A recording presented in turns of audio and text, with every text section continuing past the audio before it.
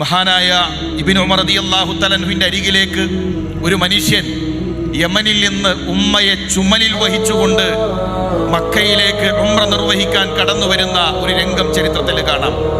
ഇബ്നു ഉമറിന്റെ അരികിലേക്ക് വന്നുകൊണ്ട് ആ മനുഷ്യൻ പറയുന്നു, ഇന്നി ലഹാ ബഈറുഹൽ മുദല്ലലു ഇൻ ഉദിറത് റികാബുഹാ ലം ഉദ്അർ അല്ലാഹു റബ്ബി ദുൽ ജലാലിൽ അക്റം.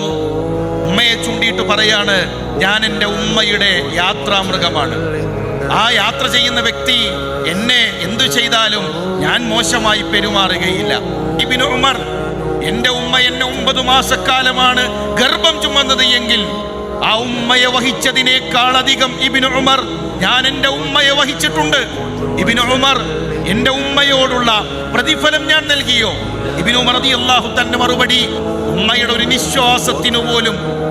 നിശ്വാസത്തിനു പോലും നിന്റെ പ്രവർത്തനം പകരമാകുന്നില്ല.